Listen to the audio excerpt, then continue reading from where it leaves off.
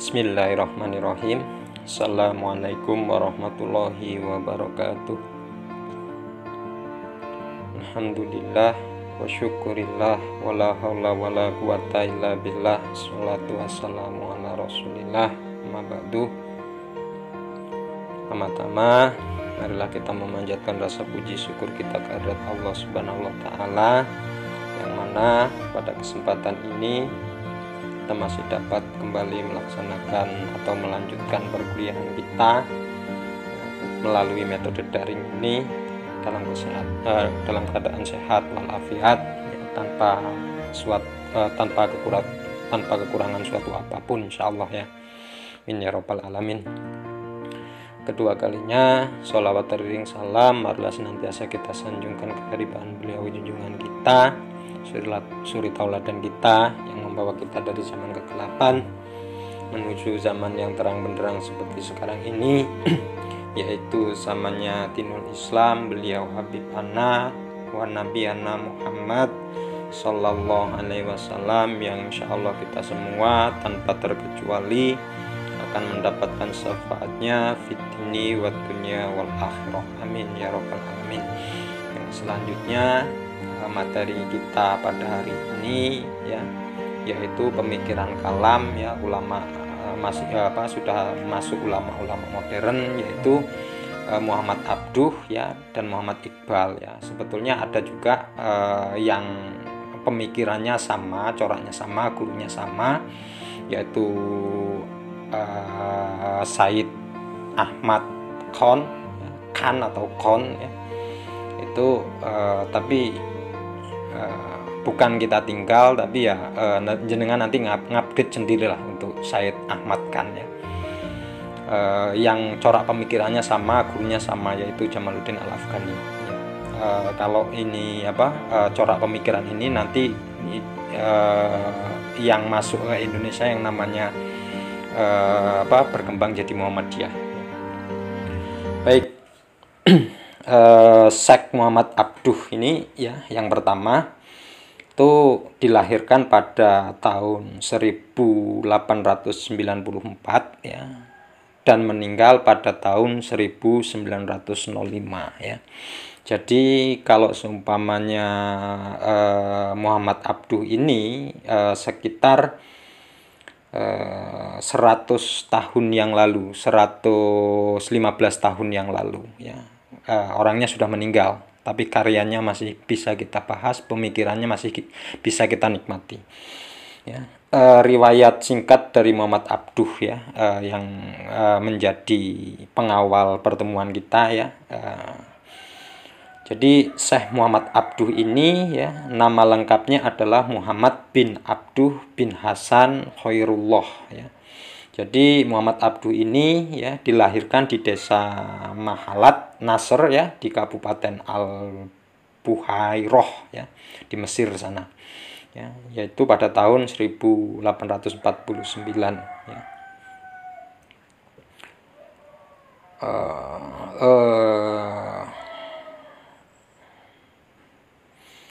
Ia berasal dari keturunan yang tidak tergolong kaya sebetulnya ya, tapi bukan pula keturunan dari seorang bangsawan ya.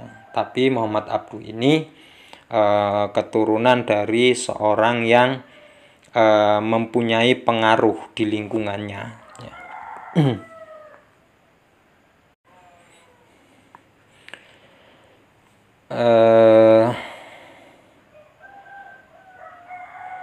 Ayah dari Muhammad Abduh ini terkenal ya, suka memberi pertolongan kepada orang lain ya, kepada orang yang lebih lemah ya, kepada orang yang membutuhkan ya. Jadi kekerasan yang diterapkan ya di penguasa pada zaman Muhammad Abduh berkembang itu ya, pada zaman kekuasaan dari Muhammad Ali ya, dalam memungut pajak ya, itu menyebabkan penduduk daripada kekuasaan dari Muhammad Ali ini pindah-pindah tempat ya untuk menghindarinya. Jadi Abduh ini dilahirkan dalam kondisi yang penuh kecemasan ya pada saat itu. mula-mula ya Muhammad Abduh ini dikirim ayahnya ke Masjid Al-Ahmadi ya, di Tanta sana, tempat ini menjadi pusat kebudayaan ya, selain di Al-Azhar ya di Mesir itu. Akan tetapi ya setiap pengajaran di sana ya sangat menjengkelkannya ya, sehingga setelah hanya sekitar 2 tahun ya Muhammad Abduh ini memutuskan untuk kembali ke desanya dan dia menekuni bidang pertanian ya. Jadi seperti saudara-saudaranya ya serta kerabatnya itu dia mengikuti pola kehidupan di sana, yaitu pertanian ya. Waktu kembali ke desa ya, jadi Muhammad Abduh itu segera dinikahkan ya. Pada saat itu Muhammad Abduh masih berusia sekitar 16 tahun ya. Jadi ternyata setelah kita belajar dari Muhammad Abduh ini ya, pernikahan itu bukanlah penghalang kita untuk menuntut ilmu. Jadi pernikahan kalau seumpamanya dilakukan dengan tulus, ikhlas ya, itu tidak akan pernah mempengaruhi ya Anda dalam ya bersekolah ya, terus kemudian kuliah dan seterusnya. Jadi jangan dianggap kuliah itu adalah penghalang ya. Setelah jenengan nanti lulus S1 dari sini kok jenengan pengen menikah ya menikah. Terus Anda dihadapkan dengan dilematis kehidupan antara menikah dengan kuliah, ya sudah menikah saja, kuliah saja. Masalah rizki Anda untuk menuntut ilmu Allah sudah tanggung.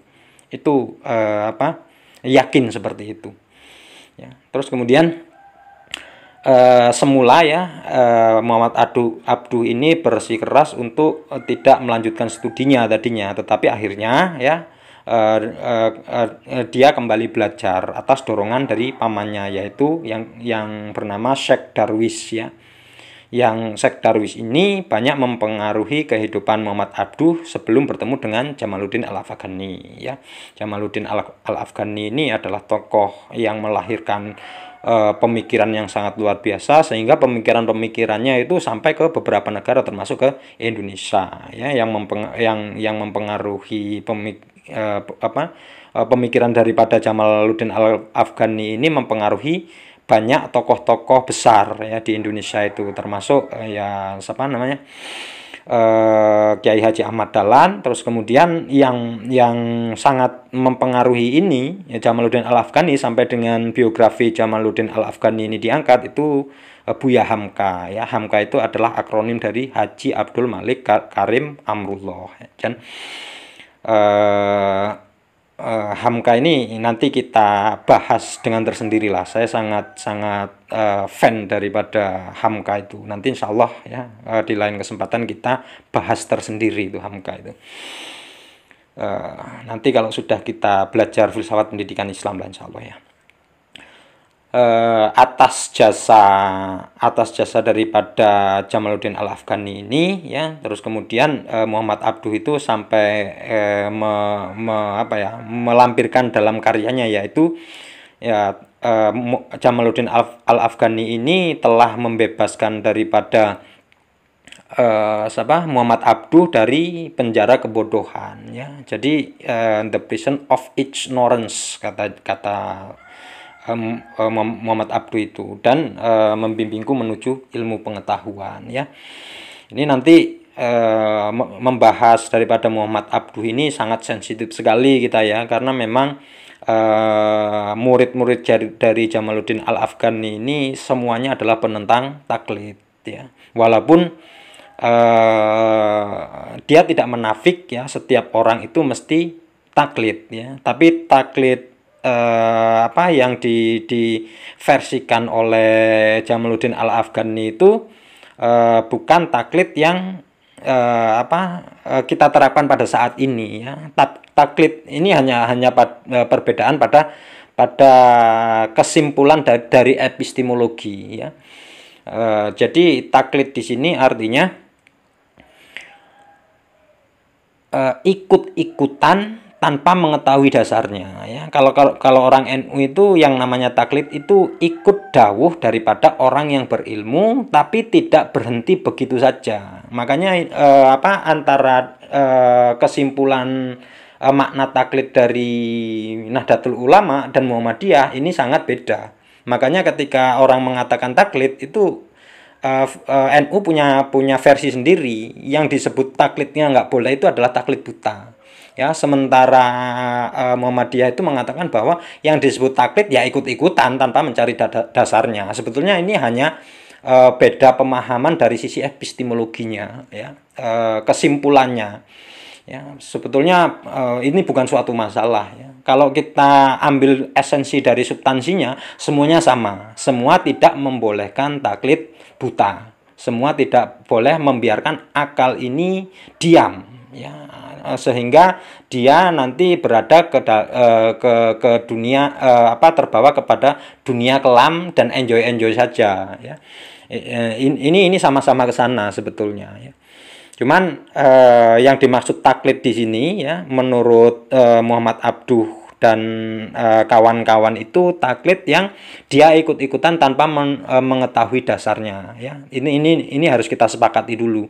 Kalau enggak nanti ini sangat sensitif sekali karena NU itu Nahdlatul Ulama itu sangat mengajarkan taklid, sementara Muhammadiyah sangat menentang taklid. Padahal kedua-duanya ini mempunyai sudut pandang kebahasaan yang berbeda, kesimpulan dari kata taklid yang berbeda ya. Jadi ini mohon disepakati dulu ya, disepakati bahwa yang disebut taklid itu adalah ikut-ikutan tanpa mengetahui dasarnya. Jadi ini agar nanti tidak menjadi sensitivitas ya. Kalau sudah berbicara sensitivitas nanti bahaya ya, akhirnya memiliki perbedaan sehingga menganggap menurut saya begini. Kalau tidak kita sepakati. Sekali lagi bahwa taklid di sini adalah ikut-ikutan tanpa mengetahui dasarnya. Baik, kita kembali kepada biografi daripada Muhammad Abduh ya. Setelah menyelesaikan studinya ya di bawah bimbingan pamannya ya, Muhammad Abduh ini melanjutkan studi di Al-Azhar ya, Kairo sana yang sekarang menjadi Universitas Al-Azhar, salah satu rujukan orang-orang Islam dalam menuntut ilmu ya. Pada tahun 1871 ya, Jamaluddin Al-Afghani ya tiba di Mesir pada saat itu, yang mana Jamaluddin Al-Afghani itu lahir pada 1839 dan meninggal pada 1897 ya. Saat itu ya Muhammad Abduh masih menjadi mahasiswa Al-Azhar ya. Terus kemudian kehadiran daripada Jamaluddin Al-Afghani ini disambut Muhammad Abduh dengan menghadiri pertemuan-pertemuan ilmiahnya ya. Oleh karena itu karena dia sering hadir dalam orasi ilmiahnya, terus kemudian Muhammad Abduh ini salah satu pilihan dari Kiai Jamaluddin Al-Afghani ini menjadi murid kesayangan ya, karena memang dia sering mengikuti orasi ilmiahnya. Lalu Jamaluddin Al-Afghani yang mendorong Abduh ya aktif menulis dalam bidang sosial dan politik ya. Artikel-artikel pembaharuan dari Muhammad Abduh ini banyak dimuat di surat kabar Al-Ahram di Kairo pada saat itu ya. Setelah menyelesaikan studinya di Al-Azhar ya pada tahun 1877 ya dengan gelar alim ya, Muhammad Abduh ini mulai mengajar di Al-Azhar ya. Terus kemudian Al-Azhar itu kemudian dia di Darul Ulum ya dan di rumahnya ya. Terus kemudian pada saat Al-Afghani diusir dari Mesir pada tahun 1879 karena memang Jamaluddin Al-Afghani pada saat itu dituduh mengadakan gerakan penentangan terhadap Dewi Taufik ya. Terus kemudian Abduh juga dipandang ikut campur di dalamnya. Oleh karena itu ya Muhammad Abduh juga dibuang ke luar kota Kairo ya pada tahun 1880 ya. Terus kemudian ia diperbolehkan kembali ke ibu kota di Al-Azhar itu ya, diangkat menjadi redaktur surat kabar resmi pemerintah Mesir pada saat itu yang bernama Al-Waqai Al-Misriyah ya. Pada waktu bersamaan ya, kesadaran nasional Mesir mulai tampak ya, karena memang artikel-artikel yang dimuat oleh Muhammad Abduh itu ya tidak lagi seberapa bertentangan dengan pemerintahan pada saat itu ya. Di bawah pimpinan Muhammad Abduh ini, surat kabar resmi itu memuat artikel-artikel tentang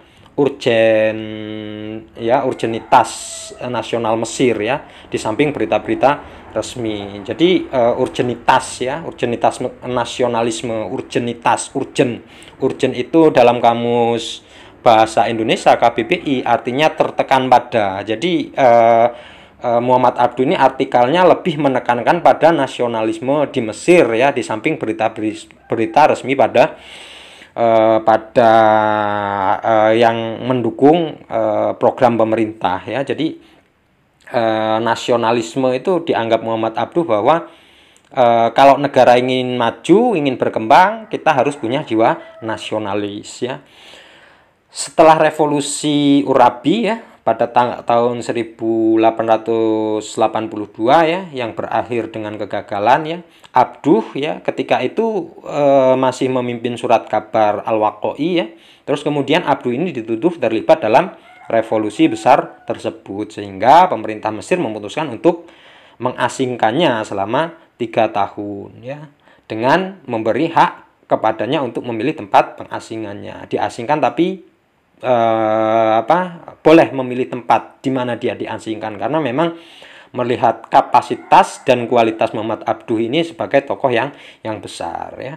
Ia pun memilih Suriah. Jadi Muhammad Abduh ini memilih Suriah ya. Di Suriah ia menetap selama 1 tahun ya. Kemudian ia menyusul gurunya yaitu Jamaluddin Al-Afghani yang ketika itu berada di Paris. Jadi dia tidak betah ya. Dia tidak betah di Suriah ya, yang notabene-nya di sana Islamnya sangat keras ya. Terus kemudian dia menyusul ke Eropa yaitu di Paris ya. Di sana mereka menerbitkan surat kabar Al-Urwah Al-Wuthqa yang bertujuan mendirikan pan-Islam serta menentang penjajah Barat ya, khususnya Inggris. Jadi Inggris itu pernah punya riwayat menjajah Prancis. Jadi Prancis yang sedemikian maju itu dulu pernah punya riwayat dijajah oleh Inggris ya. Inggris ini memang jajahan-jajahan Inggris ini kalau kita lihat memang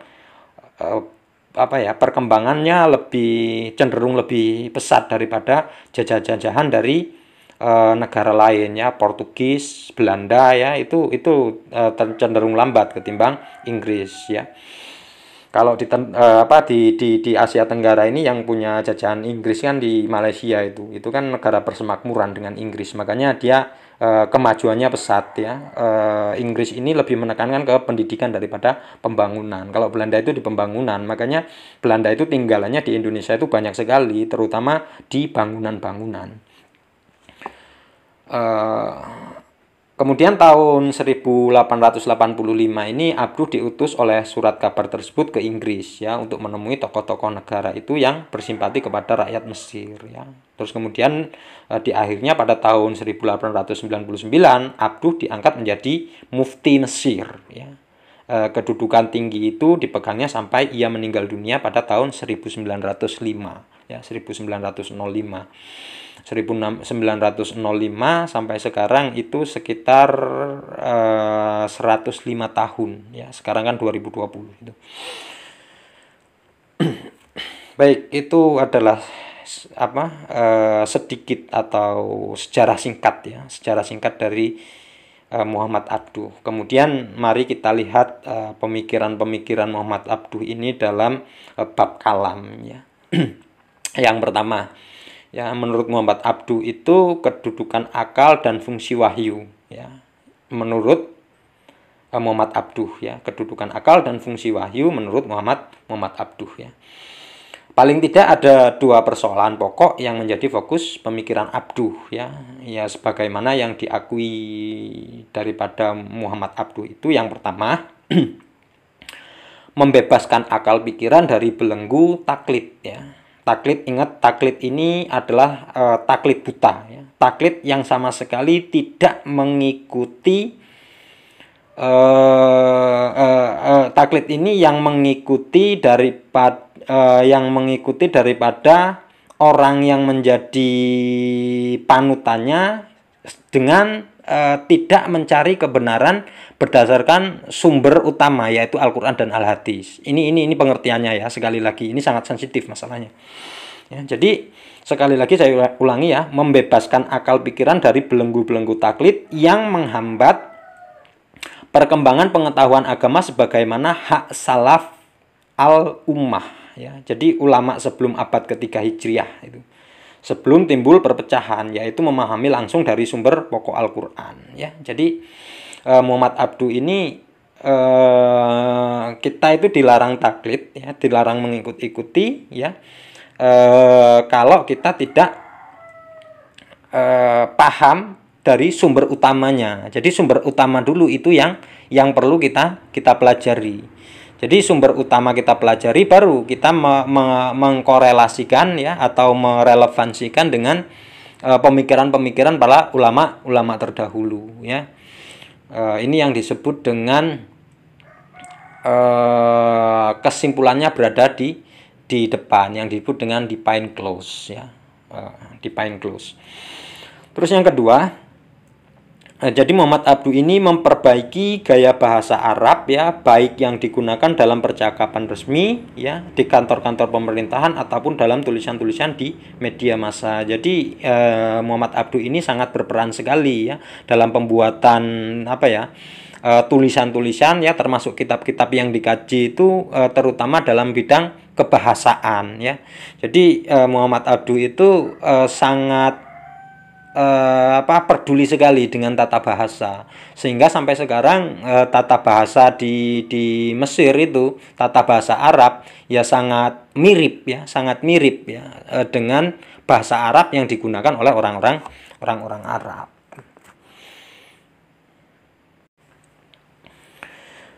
Dua persoalan pokok yang menjadi fokus pemikiran Abduh ya tampaknya muncul ketika ia meratapi perkembangan umat Islam pada masanya ya, sebagaimana dijelaskan Said Qutb ya pada tahun 1906 ya. Kondisi umat Islam saat itu dapat digambarkan sebagai suatu masyarakat yang beku ya, kaku, terus kemudian menutup rapat-rapat pintu ijtihad ya, terus mengabaikan peran akal dalam memahami syariat Allah atau mengistimbatkan hukum-hukum karena mereka telah merasa cukup dengan hasil karya para pendahulunya yang hidup dalam masa kebekuan akal atau yang disebut dengan kejumudan ya, serta yang berdasarkan hurufat ya. Jadi berdasarkan tahayul, hurufat, berdasarkan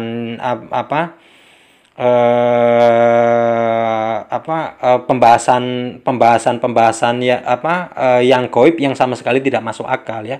Setan terus kemudian ada kuntilanak, ada genderuwo ya, ada pocong dan sebagainya itu dibersihkan oleh Muhammad Abduh ya, tidak dibenarkan untuk membahas itu ya, karena itu bisa menyebabkan kejumutan ya daripada pikiran atau kejumutan daripada akal ya, karena memang akal ini mempunyai tempat tersendiri dalam pandangan Muhammad Abduh ya. Pemikirannya hampir sama dengan Mu'tazilah, nanti kita bahas ya.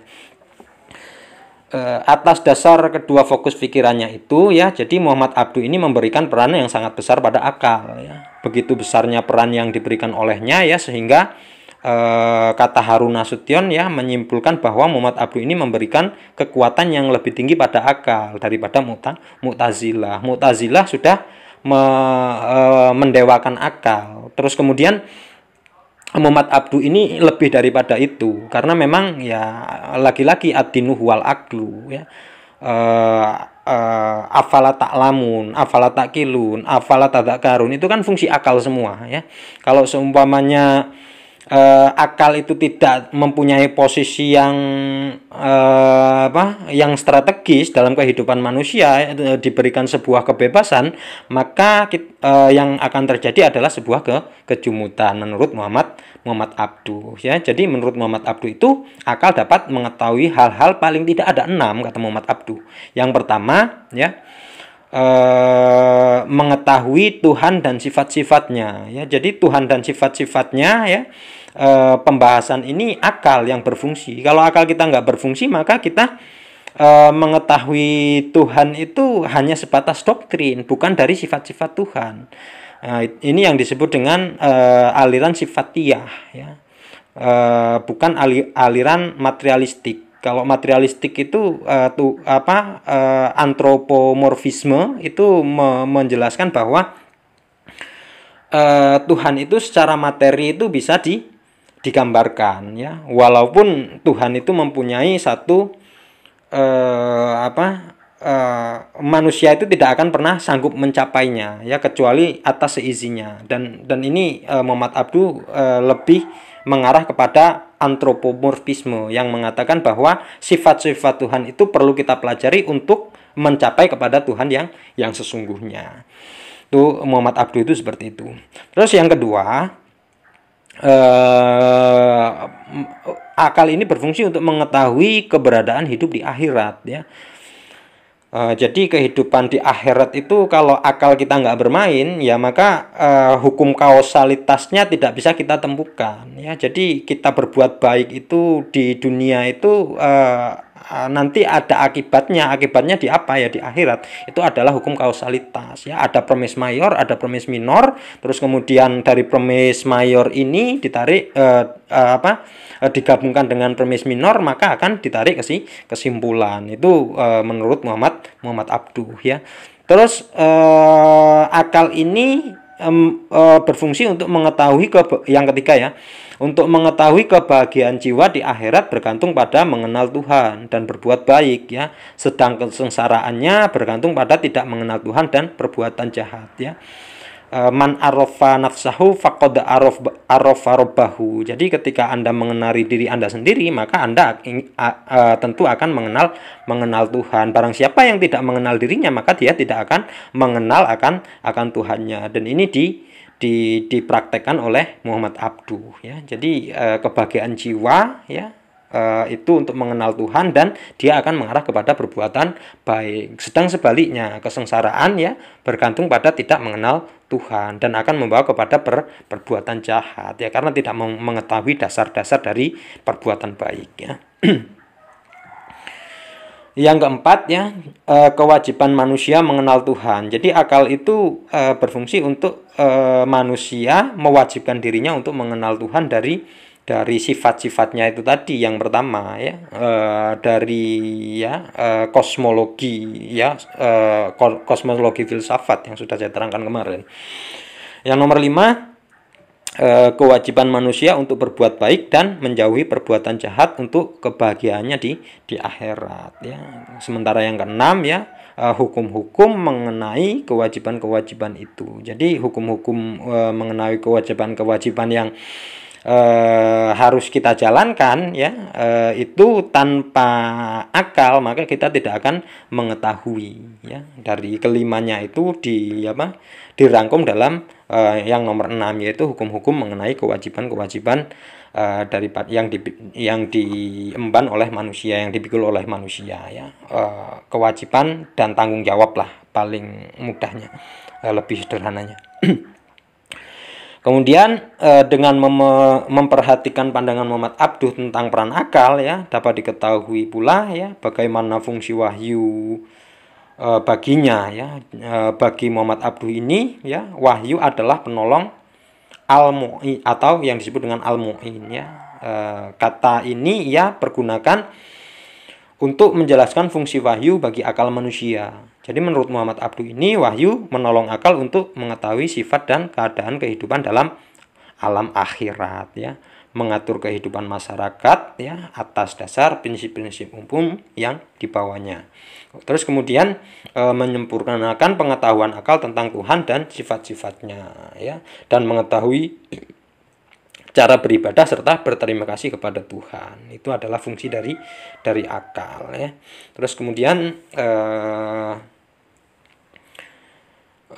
dengan demikian ya, wahyu bagi Muhammad Abduh ini berfungsi sebagai konfirmasi ya, yaitu untuk menguatkan dan menyempurnakan pengetahuan akal dan informasi. Jadi akal ini berfungsi untuk mencari sumber data ya, terus kemudian verifikasi ya, verifikasi dan analisis data itu nanti kita kita rujuk kepada sumber yang utama yaitu Al-Qur'an ya. Sementara Al-Hadis itu juga untuk mendukung bahwa teori-teori Al-Qur'an itu memang tidak ada kesalahan di dalamnya ya, semuanya benar ya. Itu menurut Muhammad Abduh. Jadi fungsi akal itu untuk menggali sebuah informasi ya, untuk menginput data ya, terus kemudian nanti verifikasinya dan analisisnya kita kembalikan ke Quran ya, dan hadis lah ya. Terus kemudian Muhammad Abduh ini dalam pandangan kalamnya ya, memandang bahwa menggunakan akal ini merupakan salah satu dasar Islam ya. Iman seseorang itu tidak akan pernah sempurna apabila tidak didasarkan pada akal ya.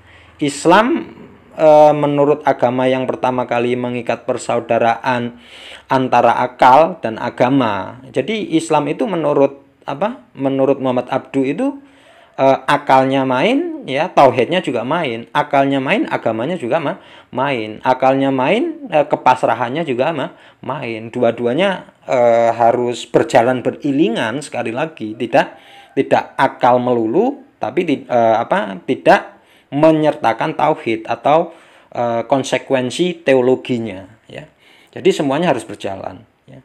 Terus kemudian menurut Muhammad Abduh ya, kepercayaan pada eksistensi Tuhan yang berdasarkan akal ya, wahyu yang dibawa Nabi tidak mungkin bertentangan dengan akal. Apabila ternyata antara keduanya terdapat pertentangan, menurut Muhammad Abduh ini terdapat penyimpangan dalam tataran interpretasi dari manusia itu sendiri, sehingga diperlukan interpretasi yang lain yang mendorong pada penyesuaian ya. Jadi kalau ada kesalahan, Anda memandang kesalahan dari Quran ataupun dari hadis, itu yakin interpretasi Anda atau kesimpulan Anda yang salah ya, bukan dari Quran dan hadisnya. Cara pandang atau metode Anda memandang itu yang salah gitu. Itu menurut Muhammad Abduh ya. Baik, kemudian yang nomor 2 atau yang B ya, kebebasan manusia ya, atau yang disebut dengan free will, atau yang disebut dengan fatalisme ya. Kemudian bagi Muhammad Abduh ya, di samping mempunyai daya pikir ya, manusia juga mempunyai kebebasan memilih untuk memilih yang merupakan sifat dasar alami yang harus ada dalam diri manusia ya. Jika sifat dasar ini dihilangkan dari dirinya, ia bukan manusia lagi, melainkan makhluk lain. Ya di sini bukan tidak beralasan ya. Jadi sekali lagi saya tegaskan bahwa manusia itu adalah hewan yang diberi akal. Manusia itu adalah binatang yang diberi akal. Kalau manusia tidak bisa menggunakan akalnya, ya simpulkan sendiri apa pengertiannya ya. Itu premis mayornya jelas ya. Manusia adalah makhluk yang berakal. Terus premis minornya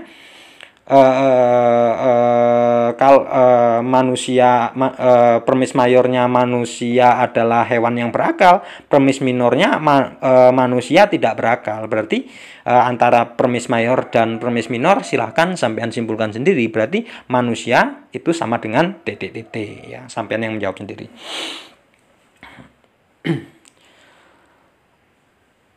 Baik, manusia dengan akal mempertimbangkan akibat perbuatan yang dilakukannya ya. Jadi kemudian mengambil keputusan dengan kemauannya dan mewujudkan perbuatannya dengan daya yang ada dalam dirinya. Jadi Muhammad Abduh itu tokoh yang sangat tajam ya, sangat tajam. Dia berbicara A ya A, B ya B. Dia tidak mau berbicara mengandung unsur politik ya, berbicara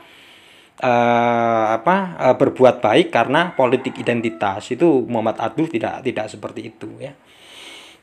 Berbicara baik karena keuntungan ya, karena keuntungan politik, karena keuntungan duniawi. Muhammad Abduh bukan tipe yang seperti itu.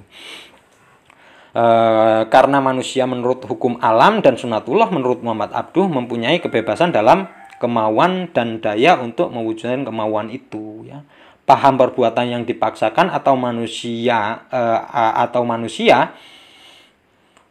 atau yang disebut dengan Jabariyah tidak sejalan dengan pandangan hidup Muhammad Abduh. Jadi menurut Muhammad Abduh, manusia adalah manusia karena ia mempunyai kemampuan berpikir dan kebebasan dalam memilih ya. Manusia tidak memiliki kebebasan absolut ya. Ia menyebut orang yang mengatakan manusia mempunyai kebebasan mutlak sebagai orang yang angkuh. Jadi ya, walaupun bagaimanapun hebatnya kita, walaupun bagaimana hebatnya manusia, pemikirannya diakui, tetap nanti mempunyai jalan buntu untuk menemukan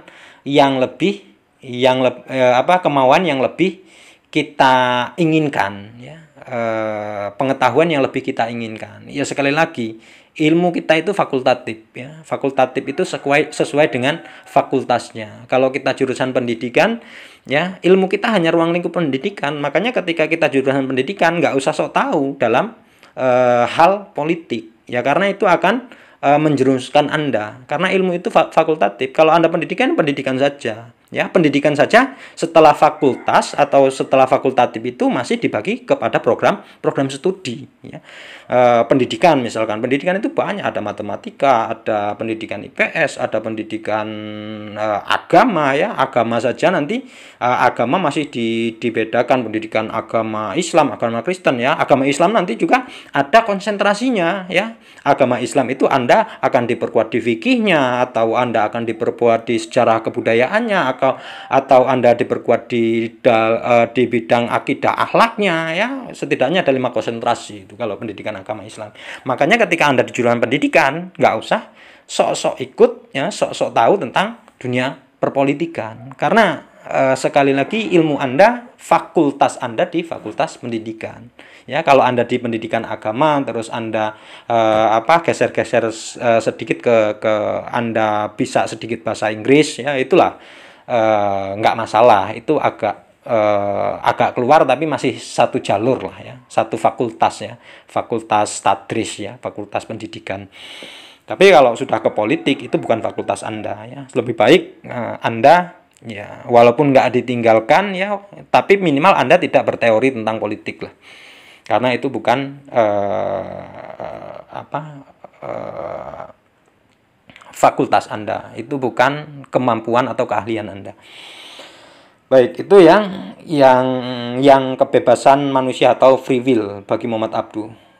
Yang ketiga ya, sifat-sifat Tuhan ya. Dalam risalah ya, buku Muhammad Abduh itu ia menyebutkan sifat-sifat Tuhan ya, mengenai masalah apakah sifat Tuhan itu termasuk esensi Tuhan atau yang lain ya. Muhammad Abduh ini menjelaskan bahwa hal itu terletak di luar kemampuan manusia untuk mengetahuinya ya. Walaupun demikian ya, Harun Nasution itu melihat Abduh ini cenderung pada pendapat bahwa sifat ya termasuk esensi Tuhan ya, walaupun tidak tegas mengatakannya ya. Itu menurut Harun Nasution. Tapi Muhammad Abduh sendiri tidak mengatakan itu ya. Karena memang Muhammad Abduh ya Harun Nasution ini menyimpulkan Muhammad Abduh berbicara seperti itu dari alur pemikirannya itu bisa dibaca bahwa Muhammad Abduh ini cenderung pada pendapat bahwa sifat termasuk esensi Tuhan ya. Baik, yang D, kehendak mutlak Tuhan. Jadi yang keempat ini ya, karena yakin akan kebebasan dan kemampuan manusia ya, Muhammad Abduh ini melihat bahwa Tuhan tidak bersifat mutlak ya. Tuhan ini telah membatasi kehendak mutlaknya dengan memberi kebebasan dan kesanggupan kepada manusia yang secara bebas dapat dipergunakan dalam mewujudkan perbuatan-perbuatannya. Jadi kehendak mutlak Tuhan pun dibatasi oleh sunatullah secara umum ya. Hukum-hukum Tuhan itu sudah membatasi secara tidak langsung ya. Ia tidak mungkin menyimpang dari sunatullah yang telah ditetapkan ya. Jadi Tuhan itu menetapkan sunatullah ya. Terus kemudian sunatullah itu tidak mungkin dihindari sendiri oleh Tuhan atau dihianati sendiri ya. Sunatullah itu tidak akan hukum-hukum Tuhan itu tidak akan dihianati sendiri oleh Tuhan, karena hukum Tuhan itu bersifat pasti ya, dan benar gitu. Menurut Abduh ini ya, yang di dalam hukum itu ya terkandung arti bahwa Tuhan dengan kemauannya telah membatasi kehendaknya dengan sunatullah yang diciptakannya untuk mengatur alam ya. Jadi itu pendapat Muhammad Abduh tentang kehendak mutlak Tuhan ya. Terus yang kelima atau yang E itu keadilan Tuhan. Jadi karena memberikan daya yang besar pada akal dan kebebasan manusia, Abduh ini mempunyai kecenderungan untuk memahami dan meninjau alam bukan hanya dari segi kehendak mutlak Tuhan, melainkan juga dari segi pandangan dan kepentingan manusia. Jadi ia berpendapat bahwa alam ini diciptakan untuk kepentingan manusia dan tidak satupun ya ciptaan Tuhan yang tidak membawa manfaat bagi manusia.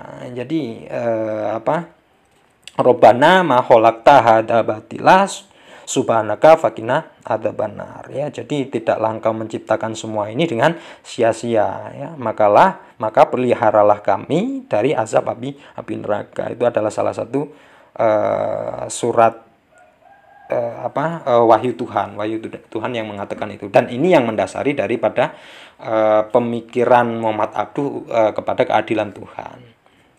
Lalu kemudian mengenai keadilan Tuhan, ia memandang tidak hanya dari segi kemahasempurnaan Tuhan itu sendiri, tetapi juga dari pemikiran rasional manusia. Jadi sifat ketidakadilan tidak dapat diberikan kepada Tuhan karena ketidakadilan tidak sejalan dengan kesempurnaan aturan alam semesta. Ya, itu menurut Muhammad Abduh ya. Terus yang selanjutnya yang F itu antropomorfisme ya, pemikiran Muhammad Abduh ini ya. Karena Tuhan termasuk dalam alam rohani ya, rasio tidak dapat menerima paham bahwa Tuhan mempunyai sifat-sifat jasmani.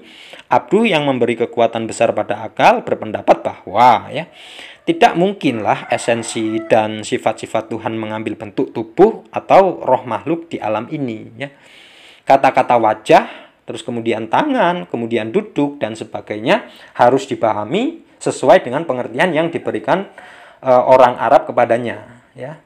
Dengan demikian kata al-arsh dalam Al-Qur'an berarti kerajaan atau kekuasaan. Kata al-kurs berarti pengetahuan ya. Wasi'a kursiyyus samawati wal ardo. Jadi kursi itu tidak diartikan dengan kursi seperti yang kita duduk itu tidak ya. Berarti menurut Muhammad Abduh itu berarti pengetahuan ya. Itu adalah antropomorfisme menurut Muhammad Abduh. Dan yang G pemikirannya tentang melihat Tuhan ya. Jadi Muhammad Abduh ini tidak menjelaskan ya pendapatnya apakah Tuhan itu bersifat rohani ya, dapat dilihat oleh manusia dengan mata kepalanya pada hari perhitungan kelak ya. Ia hanya menyebutkan bahwa orang yang percaya pada tanzilah atau yang disebut dengan keyakinan bahwa tidak ada satupun dari makhluk yang menyerupai Tuhan ya, sepakat mengatakan bahwa Tuhan tidak dapat digambarkan ataupun dijelaskan dengan kata-kata menurut Muhammad Abduh ya. Kesanggupan melihat Tuhan dianugerahkan hanya kepada orang-orang tertentu di akhirat nanti ya. Itu menurut Muhammad Abduh ya. Terus kemudian yang terakhir ya, pemikiran Muhammad Abduh tentang kalam itu tentang perbuatan Tuhan. Jadi karena pendapat bahwa ada perbuatan Tuhan yang wajib ya, Abduh itu sepaham dengan Mu'tazilah dalam mengatakan bahwa wajib bagi Tuhan untuk berbuat yang terbaik bagi manusia. Jadi Tuhan itu mempunyai kewajiban berbuat baik kepada manusia. Nah, itu tadi adalah pemikiran Muhammad Abduh dalam kalam ya. Sebetulnya ingin sekali saya membahas Said Ahmad Khan, tapi waktu kita sangat terbatas ya. Terlalu banyak, Anda juga nanti bosan ya. ini pemikirannya hampir sama lah, nanti jenengan kembangan sendiri ya. Said Ahmad Khan ya, Said itu diambil dari dari keturunan dia yang memang Said ini adalah pewaris keturunan dari Sayyidina Husain ya. Jadi cucu Nabi itu Hasan dan Husain. Kalau Husain itu cucunya panggilannya Sayyid. Kalau Hasan itu ke bawah sampai cucu-cucunya sampai cicit-cicitnya itu namanya Syarif ya. Makanya kalau anak panggilan untuk cucu-cucu Tuhan, cucu-cucu daripada Rasulullah sampai dengan saat ini itu kalau turunan dari Hasan itu dipanggil Syarif. Kalau yang dari Husain itu dipanggil Sayyid ya. Makanya Habib Rizik itu kalau orang yang tahu manggilnya bukan Habib Rizik tapi Syarif Rizik ya. Karena memang Habib Rizik itu secara silsilah itu lebih dia bertemu dengan Sayyidina Husain ya. Sayyidina Hasan, maaf. Baik, yang selanjutnya yaitu Muhammad Iqbal ya, yang lahir pada 1876 dan meninggal pada 1938 ya. Ini lebih muda daripada Muhammad Abduh ya.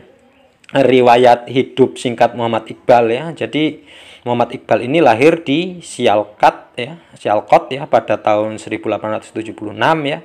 Ia berasal dari keluarga kasta Brahmana ya, Kashmir ya. Ayahnya bernama Nur Muhammad yang terkenal soleh dan beragama ya. Guru pertama Iqbal adalah ayahnya, kemudian ya dimasukkan ke sebuah maktab. Maktab itu kalau di sini pesantren lah ya, atau sekolah ya, untuk mempelajari Al-Qur'an ya. Setelah itu ia dimasukkan ke Scottish Mission School ya, di bawah bimbingan Mir Hasan ya. Ia diberi pelajaran agama, terus kemudian bahasa Arab ya, terus kemudian bahasa Persia ya. Setelah menyelesaikan sekolahnya di Salkot ya, Muhammad Iqbal ini pergi ke Lahore ya, sebuah kota besar di India, untuk melanjutkan ya belajarnya di Government College ya. Di sini ya Muhammad Iqbal ini bertemu dengan Thomas Arnold ya, seorang orientalis yang menjadi guru besar dalam bidang filsafat di universitas tersebut. Jadi yang menjadi spesifikasi atau ciri khas daripada Muhammad Iqbal ini nanti kita bahas di sisi filsafatnya, kalam tapi di sisi filsafatnya ya. Kalau yang tadi kan lebih lari ke teologinya, kalau ini ke filsafatnya. Jadi belajarnya ini secara rasional ya, orientalis ya. Belajaran dari orientalis. Oren itu berasal dari kata oren ya, orien itu artinya timur ya, oriental itu artinya orang yang ketimuran. Jadi orientalis itu berarti orang-orang barat yang mempelajari budaya-budaya ketimuran ya, termasuk mempelajari agama ya. Jadi sering kita ketahui bahwa orientalis ini bertujuan untuk merusak agama. Kalau saya dalam sisi positif, saya ambil positifnya tidak. Justru para orientalis itu mengambil satu sisi keilmiahan yang membantu umat-umat muslim dalam menyelidiki segala sesuatu ya yang berhubungan dengan keislaman, khususnya para tokoh-tokoh pendahulu kita ya. Makanya tinggal kita memandang sudut pandang itu ya. Orientalis ini dipandang dari sudut pandang mana ya. Kalau saya menganggapnya bahwa dia banyak membantu kepada kita untuk mengetahui ya sejarah-sejarah daripada budaya dan kebudayaan orang muslim ya. Lebih kita akui ya keilmiahan orang-orang dari barat ini ya ketimbang orang muslim sendiri dari sisi keilmiahan. Makanya orientalis ini, para orang-orang barat yang mempelajari budaya-budaya timur ini itu berbicara apa adanya ya, secara natural ya. Baik dia katakan baik, tidak baik dia katakan tidak baik ya. Menurut saya seperti itu. Kalau jenengan punya pandangan lain ya monggo. Terus kemudian pada tahun 1905 ya, setelah mendapatkan gelar Magister Agama ya di Government College ya, Muhammad Iqbal ini pergi ke Inggris untuk belajar filsafat di Universitas Cambridge. Jadi jelas sekali ya, yang mempengaruhi Muhammad Iqbal itu di adalah orang-orang Eropa ya. Jadi dia belajar filsafat dari Universitas Cambridge ya. 2 tahun kemudian ia pindah ke Munich, Jerman ya. Munich ini ya kalau di dalam klub sepak bola itu Bayern Munchen lah ya. Bayern Munchen itu kalau orang yang ahli sepak bola tahu lah ya, familiarnya ya, itu sekelas dengan AC Milan ya, sekelas dengan Real Madrid, sekelas dengan Barcelona ya. Munich ini sama dengan itu ya. Kalau Barcelona itu klubnya namanya ya Barcelona ya, yang dari Barcelona, dari Madrid itu ya Real Madrid namanya, dari Milan itu ya AC Milan, Inter Milan ya, terus kemudian dari Turin, kota Turin itu Juventus ya. Nah ini Munich, dari Munich yang namanya Bayern Munich atau Bayern Munchen ya. Baik, kita kembali ke sini ya. Di universitas ini ya, di Universitas Cambridge ini ya, Muhammad Abduh itu memperoleh gelar PhD ya. PH itu artinya filosofi, D itu doktoral, jadi doktoral filosofi ya, filsafat, doktor dalam bidang filsafat ya. PhD itu yang dimiliki oleh Muhammad Abduh ya. Walaupun PhD itu bukan hanya filsafat saja yang bergelar PhD, itu nanti kita bahas tersendiri lah kalau mau dibahas ya. Dalam tasawuf dengan disertasinya yang berjudul ya. Jadi judul dari disertasi Muhammad Iqbal ini adalah The Development of Metaphysics in Persia. Jadi perkembangan metafisika di Persia ya. Iqbal ini tinggal di Eropa kurang lebih selama 3 tahun ya.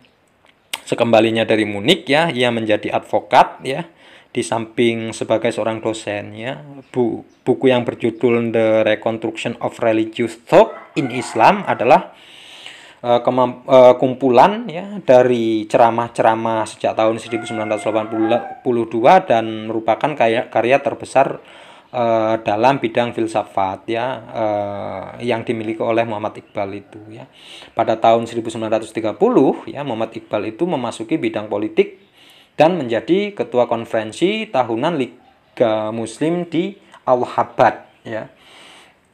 Kemudian pada tahun 1931 dan 1932 ya, Muhammad Abduh ini Muhammad Iqbal, saya sering salah mengucapnya, mohon maaf ya kalau di belakang banyak yang salah ya.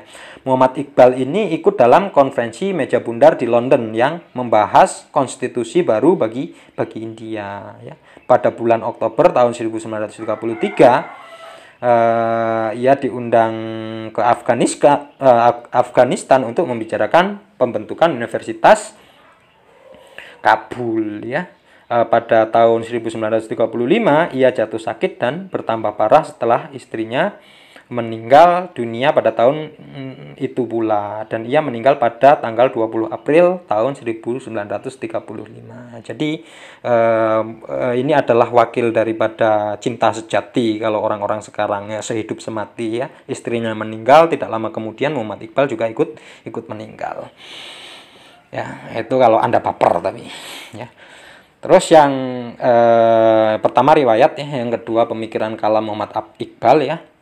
Ini dibandingkan sebagai seorang teolog ya, Muhammad Iqbal ini sesungguhnya lebih terkenal sebagai seorang filosof eksistensialis ya. Eksistensialisme itu merupakan filosof yang menempatkan cara wujud manusia sebagai tema sentral. Jadi filosof eksistensialis ini besok akan saya bahas sendiri ya, kita bahas sendiri ya.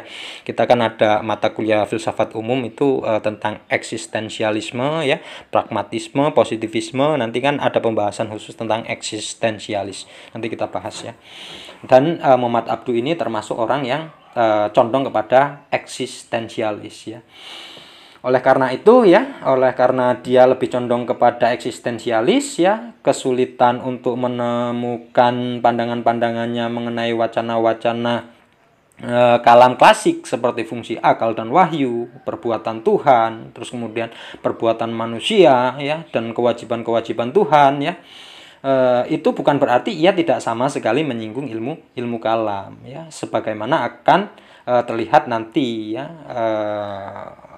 pada pembahasan selanjutnya. Sebagai seorang pembaharu ya, Iqbal ini menyadari perlunya umat Islam untuk melakukan pembaharuan dalam Islam.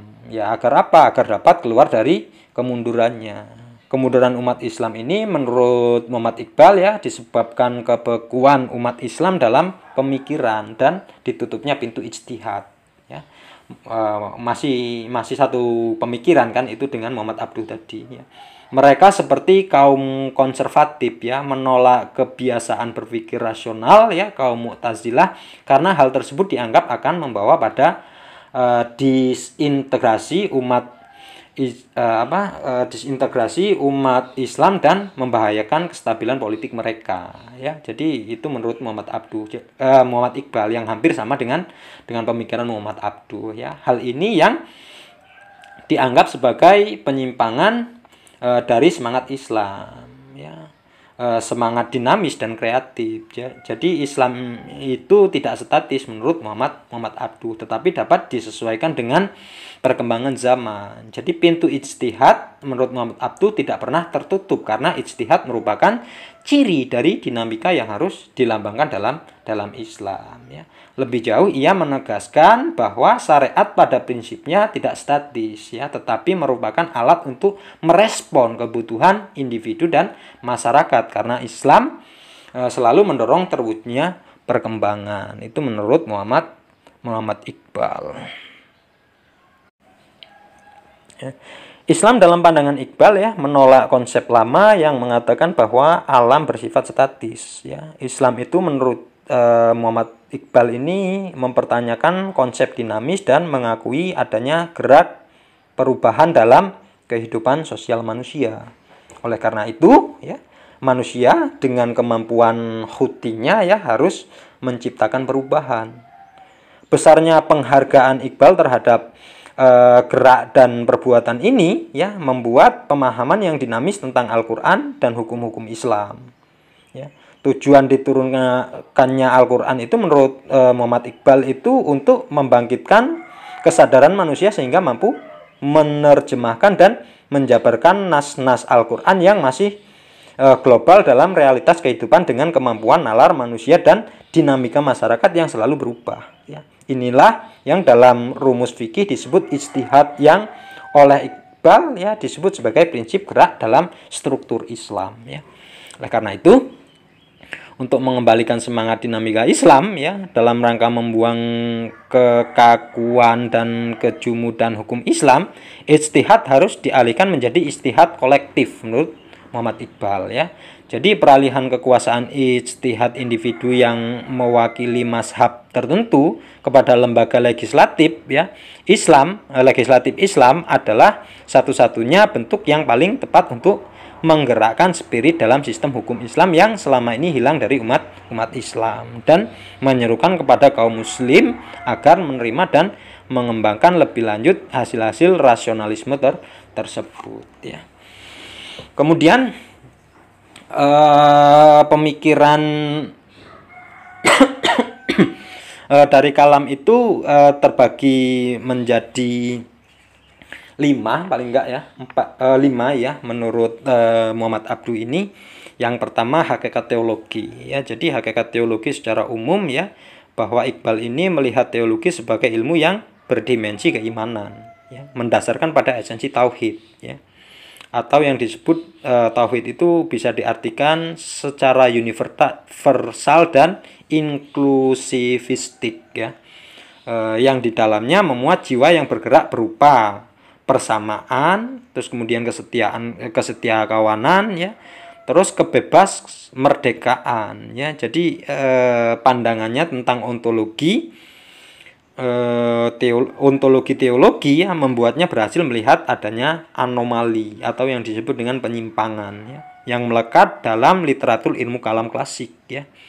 Teologi teologi Asy'ariyah menggunakan cara dan pola berpikir Yunani yang mempertahankan dan mendefinisikan pemahaman ortodoksi Islam. Jadi Mu'tazilah sebaliknya terlalu jauh bersandar pada akal sehingga mereka tidak menyadari bahwa dalam wilayah pengetahuan agama, pemisahan antara pemikiran keagamaan dari pengalaman konkret merupakan kesalahan besar. Jadi hakikat teologi menurut Iqbal ini berada di antara Mu'tazilah dan al-Asy'ariyah ya. Jadi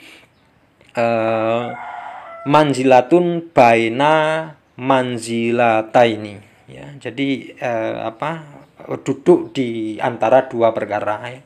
Yang pertama mengkedepankan akal, yang kedua lebih tidak memberi peluang kepada akal untuk berpikir lebih ya. Sementara lagi-lagi Muhammad Abduh ini lebih berada di tengah-tengah daripada itu. Yang walaupun kemarin Al-Maturidiyah dan Al-Asy'ariyah ini menganggap bahwa dia berada di antara Mu'tazilah dan yang kemarin kita bahas ya. Ini berada di tengah-tengah lagi. Ya nggak masalah lah ya, nggak masalah. Karena memang pemikirannya sudah terbukti ya. Pemikirannya sudah terbukti, terus kemudian konsepsinya juga tidak salah menurut saya. Ya. Terus kemudian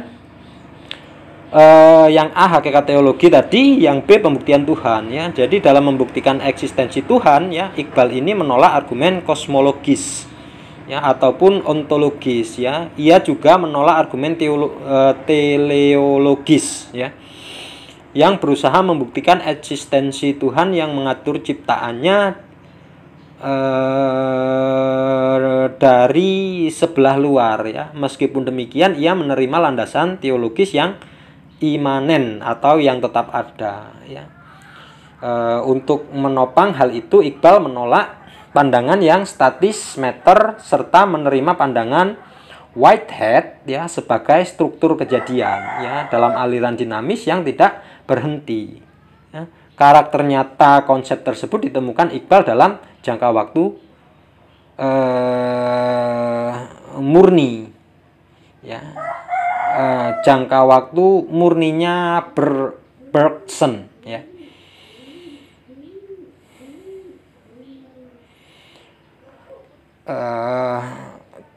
Murninya Bergson ini yang tidak terjangkau oleh serial waktu ya. Dalam jangka waktu murni ya ada perubahan melainkan tidak ada suksesi ya atau yang disebut dengan pergantian ya. Kesatuannya seperti kaum yang di dalamnya terdapat pengalaman nenek moyang para individu ya, bukan sebagai suatu kumpulan ya, tetapi sebagai suatu kesatuan yang di dalamnya setiap pengalaman menyerap keseluruhannya ya. Dari diri individu ya, jangka waktu yang murni ini kemudian ditransfer ke alam semesta dan membenarkan ego mutlak ya. Gagasan inilah yang dibicarakan Iqbal ke dalam Al-Qur'an. Jadi Iqbal ini telah menafsirkan Tuhan yang imanen bagi alam ya. Imanen itu tadi sudah saya katakan ya, imanen itu yang tetap ada gitu. Tuhan itu termasuk adalah yang tetap ada bagi alam gitu.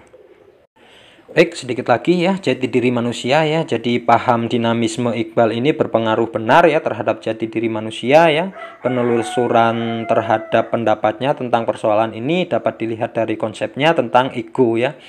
Ide sentral dalam pemikiran filosofinya ya. Kata itu diartikan dengan kepribadian. Jadi manusia itu hidup untuk mengetahui kepribadiannya serta menguatkan dan mengembangkan bakat-bakatnya. Jadi manusia itu mengetahui potensi yang ada di dirinya, terus kemudian potensi-potensi itu dapat dikembangkan ya. Jadi bukan sebaliknya, yaitu melemahkan pribadinya seperti yang dilakukan oleh para sufi yang menundukkan jiwa sehingga fana dengan Allah ya. Ini menurut Muhammad Iqbal ya. Pada hakikatnya menafikan diri bukan ajaran Islam karena hakikat hidup adalah bergerak dan gerak adalah perubahan. Jadi filsafat kudinya tampak merupakan reaksi terhadap kondisi umat Islam ketika itu. telah membawa mereka jauh dari tujuan dan maksud Islam yang sebenarnya menurut Muhammad Iqbal. Dengan ajaran kudinya ia mengemukakan ya pandangannya yang dinamis tentang kehidupan dunia. Itu yang C, tentang jati diri manusia. Terus kemudian tentang dosa. Iqbal ini secara tegas menyatakan dalam sebuah kuliahnya bahwa Al-Quran menampilkan ajaran tentang kebebasan ego manusia yang bersifat kreatif. Ya, dalam hubungan ini ia mengembangkan cerita tentang kejatuhan Adam ya karena memakan buah terlarang ya sebagai kisah yang penuh berisi pelajaran tentang kebangkitan manusia dari kondisi primitif yang dikuasai hawa nafsu naluriah pada pemilikan kepribadian bebas yang diperoleh secara sadar sehingga manusia mengatasi kebimbangan dan kecenderungan untuk membangkang dan timbulnya ego terbatas ya, yang memiliki kemampuan untuk memilih ya. Allah telah menyerahkan tanggung jawab yang penuh resiko ini ya, menunjukkan kepercayaannya yang besar kepada manusia ya. Ini ja'ilun fil ardi khalifah itu ya. Khalifah itu artinya pemimpin terletak di bumi ini ya, manusia itu kan di sana. Terus kemudian sekarang kewajiban manusia adalah membenarkan adanya kepercayaan ini ya. Pengakuan terhadap kemandirian manusia melibatkan pengakuan terhadap semua ketidaksempurnaan yang timbul dari keterbatasan kemandirian ya. Terus kemudian pemikirannya yang terakhir Muhammad Abduh ini adalah tentang surga dan neraka. Jadi Muhammad Iqbal ya. Saya sering salah. Sekali lagi saya mohon maaf kalau nanti di belakang atau di depan saya mengucapkan tertukar antara Muhammad Abduh dan Muhammad Iqbal, karena kalau orang ngomong itu terkadang siapa yang mau dibicarakan karena saking cintanya terhadap Muhammad Abduh dan Iqbal sampai tidak bisa membedakan ya. Pandangan Muhammad Iqbal ini ya tentang surga dan neraka ya, menurutnya merupakan keadaan ya, bukan tempat ya. Gambaran-gambaran tentang keduanya di dalam Al-Quran adalah penampilan kenyataan batin secara visual ya, yaitu sifatnya. Jadi neraka menurut rumusan Al-Quran adalah api Allah yang menyala-nyala dan yang membumbung ke atas hati. Pernyataan yang menyakitkan mengenai kegagalan manusia. Jadi surga adalah kegembiraan karena mendapat kemenangan dalam mengatasi berbagai dorongan yang menuju pada perpecahan ya. Jadi tidak ada kutukan abadi dalam Islam ya, menurut Muhammad Iqbal. Neraka sebagaimana dijelaskan dalam Al-Quran bukan kawah, tempat penyiksaan abadi yang disediakan Tuhan ya. Ia merupakan pengalaman korektif yang dapat memperkeras ego agar lebih sensitif terhadap tiupan angin sejuk dari kemahamurahan Allah ya. Surga juga bukan merupakan tempat berlibur ya. Jadi kehidupan itu hanya satu dan berkesinambungan. Itu adalah pemikiran Muhammad Iqbal tentang surga dan neraka ya. Jadi ini saja yang dapat kita bahas ya pada pertemuan ini ya, yaitu tentang Muhammad Abduh dan Muhammad Iqbal. Dan sayang sekali ya, karena memang waktu yang saya nggak pingin lama-lama betul ya, saya sebetulnya pingin memasukkan sedikit-sedikit tentang Said Al-Ahmad Khan ya, yang punya pemikiran yang hampir sama, tapi mohon itu dikembangkan sendiri nanti ya. Baik, sebelum saya tutup ya, saya ingatkan kembali ya, Anda tetap harus absen ya. Anda absennya melalui komen. Kalau ada pertanyaan silahkan di kolom komen ya. Terus kemudian Anda merangkum 1 sampai 3 lembar ya, dalam di buku boleh, di kertas folio boleh. Kalau di buku ya jangan, nggak hanya 3 lembar lah, ditambahi sedikit lah ya. Baik ya, jangan lupa ya, selamat menunaikan ibadah puasa, jangan lupa berpuasa ya, jaga diri, jaga kesehatan ya, makan yang cukup, minum yang cukup ya. Terus kemudian jangan terlalu berlebih-lebihan ya, gunakan masker ya, ikuti instruksi pemerintah untuk PSBB ya. Jadi karena memang mencegah itu lebih baik daripada mengobati. Jadi mencegah itu adalah kesehatan itu adalah anugerah Tuhan terindah yang sering kita lupakan ya. Cukup sekian dari saya, kurang dan lebihnya saya mohon maaf, kepada Allah saya mohon ampun. Akhirul kalam, wallahu muwaffiq ila aqwamit thoriq. Assalamualaikum warahmatullahi wabarakatuh.